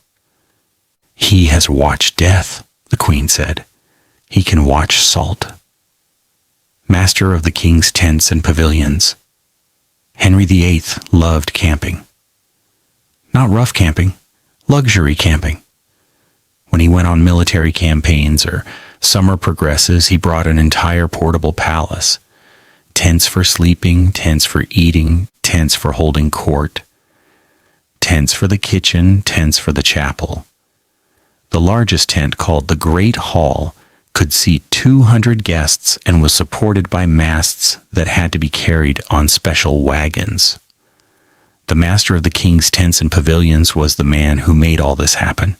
He owned the tents, hundreds of them, stored in a warehouse at the tower, maintained them, patching holes, waterproofing canvas, replacing ropes, and supervised their setup and takedown. When the court moved, he rode ahead with a team of 50 workers and had the entire tent city erected before the king arrived.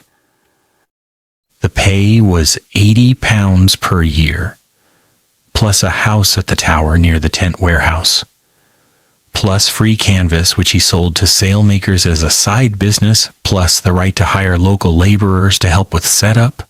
He paid them a penny a day and charged the crown twopence. The work was seasonal. Summer was chaos, moving every few weeks, setting up and tearing down constantly. Winter was quiet, mending tents, taking inventory, and planning for next year. The master used winter to travel to seaports and buy used sails, cheap canvas that could be cut down into tent patches. He also used winter to drink heavily because summer was so exhausting that he needed months to recover. Master was a man named William Home, who served Henry VIII from 1515 to 1545. Home designed the Field of the Cloth of Gold. In 1520, the most famous tent city in English history, where Henry met the French king Francis I. 2,000 tents, covering a valley in northern France with gold-painted poles and silk walls. The French tents were also magnificent, but Home's were slightly taller. Henry never forgot it. He gave Home a gold chain and a lifetime pension. Home's secret was organization. He color-coded every tent pole, every rope, every peg. Red for the king's quarters, blue for the nobles, green for the kitchens. His workers could set up the entire camp in 4 hours. Unheard of speed. When a visiting German duke asked how it was possible, Holmes said, "Practice, your grace, and fear. The king does not like to wait." Keeper of the wardrobe. The royal wardrobe wasn't just a closet, it was a department. Dozens of employees, hundreds of garments, thousands of accessories. The keeper of the wardrobe was responsible for everything the monarch wore. From the king's heavy coronation robes, ermine and velvet, weighing 20 pounds, to the queen's delicate lace ruffs, so fragile that a sneeze could tear them. The keeper managed a staff of tailors, furriers, embroiderers, launderers, see the queen's laundress earlier. They worked together, and yeomen of the wardrobe who carried the clothes when the court traveled. He also kept the accounts. What was bought, what was made, what was given away. Monarchs often gave old clothes to servants as gifts, and what was stolen more often than you'd think. Pay was £100 per year, plus a suite of rooms in the wardrobe building at the Tower of London, a separate wardrobe for the king's clothes, plus the right to keep any garments that were damaged beyond repair. A torn velvet doublet could be cut down into a vest for the keeper's son. A stained silk gown could be remade into a cushion cover. The keeper's family dressed better than most minor nobles. The job required immense trust. The keeper had access to the king's most intimate possessions, not just clothes, but jewels, medals, and sometimes secret documents hidden in pockets. A corrupt keeper could steal a ruby, sell it, and replace it with glass before anyone noticed. Several keepers did exactly that and ended their careers in prison. But the honest ones were rewarded with promotions, land grants, and marriages into noble families. The most honest keeper was a woman, rare for a senior court position. Margaret Lowther served as keeper of the wardrobe to Elizabeth I from 1560 to 1590. Elizabeth trusted her completely. Margaret slept in the wardrobe room, guarding the queen's gowns with a dagger under her pillow. She accompanied Elizabeth everywhere, carrying a portable chest of spare clothes in case the queen needed to change after sweating through her riding habit. When Margaret died, Elizabeth wore black for a month, something she had never done for any other servant. Groom Porter. Another strange title. The Groom Porter was the court's official gambling coordinator. He provided cards, dice, and gaming tables. He settled disputes about rules. He collected a box fee from every game, a percentage of the pot, paid to the crown. And he ran the legal gambling operation that kept bored courtiers entertained for hours. Gambling was huge in Tudor England. Courtiers bet on cards, dice, backgammon, chess, even tennis. They bet sums that would make modern casino whales blush. A single night's gambling could shift a noble's fortune by hundreds of pounds, a year's income for a merchant. The groom porter's job was to keep it all orderly. He inspected dice for tampering. Loaded dice were common. He stamped playing cards with the royal seal to guarantee they weren't marked. He kept a ledger of who owed whom, and sometimes lent money himself at exorbitant interest rates. The pay was officially £10 per year, barely anything. But the groom porter's take from the box fee was enormous. The crown share was 5% of every pot. The groom porter kept 2% for himself. A single evening's gambling could generate £50 in pots, meaning the groom porter walked away with £1. Over a year, that could be 200 pounds to 300 pounds. The best groom porter was a man named Thomas Weldon, who served under Elizabeth. Weldon was a former card sharp who had been caught cheating at a nobleman's house and offered the job as an alternative to having his hands cut off. He knew every trick in the book, which made him perfect for catching cheaters. He also knew how to lose gracefully, important when playing against the Queen. Elizabeth was a terrible gambler but loved to win. Weldon let her win. Always. She never suspected. Weldon retired a rich man, bought an estate, and lived quietly. When asked once about his secrets, he said, "Never trust a man who brings it after drinking, and never ever beat the Queen." Queen's minstrel, not the master of the king's music we covered earlier. This was a much smaller job, the Queen's personal musician, who performed only for her in private when she wanted music but didn't want a full court concert. Elizabeth I had several personal minstrels over the years. The most famous was a man named Thomas Wythorne, who served as her musicus in the 1570s. Wythorne played the lute and the virginals, a small harpsichord. He also composed songs with words, usually about love, nature, or the Queen's own magnificence. The job was intimate. Wythorne played for Elizabeth while she bathed. She sat behind a screen, but he could hear her splashing while she ate breakfast, while she walked in the garden. He knew her moods better than any courtier. When she was sad, he played slow, minor key pieces. When she was angry, he played nothing at all, just sat quietly with his lute on his lap, waiting.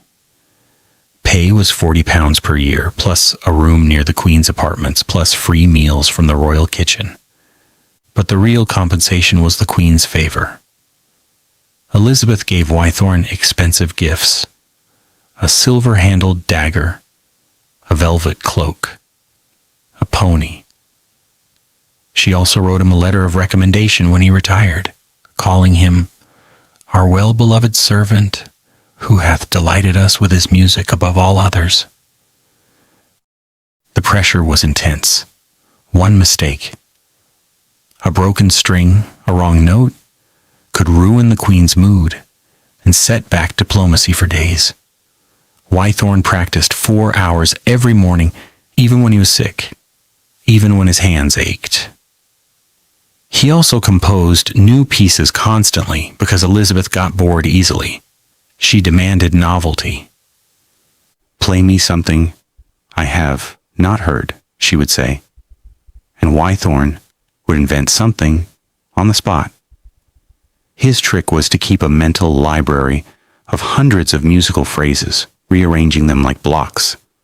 A new piece was just an old piece played backwards or upside down or with a different rhythm. Elizabeth never noticed. She just heard something fresh and smiled. Wythorne smiled too and thought about his pension. Sergeant Surgeon? We mentioned physicians earlier. Surgeons were different and lower status officially. But the sergeant surgeon, the king's personal surgeon, was the exception. He performed operations that physicians were too squeamish to attempt. Amputations, wound debridement, trepanation, drilling holes in the skull, and the removal of bladder stones, agonizing but survivable. The sergeant surgeon under Henry VIII was a man named Thomas Vicary, who had trained as a barber surgeon. Vicary operated on the king's leg ulcers, his fistula, and the head wound he received in a jousting accident. The head wound was serious. Henry was unconscious for 2 hours. Vicary drilled a small hole in his skull to relieve pressure. Henry survived. Vicary was promoted. The pay was 80 pounds per year, plus a house at the palace, plus the right to train apprentices. He charged them fees. But the real benefit was the monopoly on royal surgery. No one else could operate on the monarch. If the king needed cutting, the sergeant surgeon did it, and billed whatever he wanted. The work was gruesome. Surgery was done without anesthesia, just whine and biting on a leather strap. The sergeant surgeon had to be fast, strong, and utterly unflinching. Vickery could amputate a leg in under 2 minutes from first cut to final stitch. He used a saw, a knife, a curved needle, and his teeth. He held the needle in his mouth while he worked. The psychological toll was heavy. Vickery wrote in his private journal, "I have cut into living men who screamed like beasts. I have held their bones in my hands. I have sewed their flesh while they wept. And then I've eaten dinner and drunk ale and talked of the weather, because if I did not, I would go mad." Despite the horror, Vickery loved his work. He was obsessed with anatomy, dissecting corpses in secret illegal, but Henry looked the other way. He wrote a textbook, the anatomical treatise that was used by surgeons for a century. He died in his 60s, rich, respected, and probably haunted. But he had done what no one else could do. That mattered to him. Master of the game. Finally, for this part, a job that sounds like a hobby, but was actually a high-stakes administrative position. The master of the game was responsible for managing the royal forests, the vast wooded areas where the king hunted deer, boar, and other game. Hunting was the Tudor monarch's favorite pastime. Henry VIII spent more days hunting than he spent in parliament or council meetings combined. Elizabeth hunted well into her 60s, riding at a gallop across muddy fields. The master of the game made sure that the forests had enough game, that the poachers were caught, and that the hunting lodges were ready. The pay was £200 per year, one of the highest salaries we've seen. Plus, a lodge in each royal forest, there were dozens, plus free venison which he sold to London butchers, plus the right to appoint all the foresters, verderers, and keepers, and charge them for their appointments. The real challenge was poaching. Every forest had gangs of poachers who killed deer for meat and hide. The master of the game employed forest rangers to catch them, but many rangers were bribed to look the other way. The best masters ran their own intelligence networks, paying informants to report poaching activity. One master, a man named George Hastings, even trained a pet ferret to sniff out hidden caches of venison. The ferret worked, poachers hated it. The job was dangerous too. Poachers sometimes killed foresters who got too close. In 1542, a master of the game named Sir Anthony Browne was shot in the shoulder with an arrow while riding through the New Forest. He survived, captured the poacher, and hanged him on the spot, without trial, which was illegal. Henry VIII pardoned him anyway. "The king's deer," Henry said, are worth more than the king's law in this instance.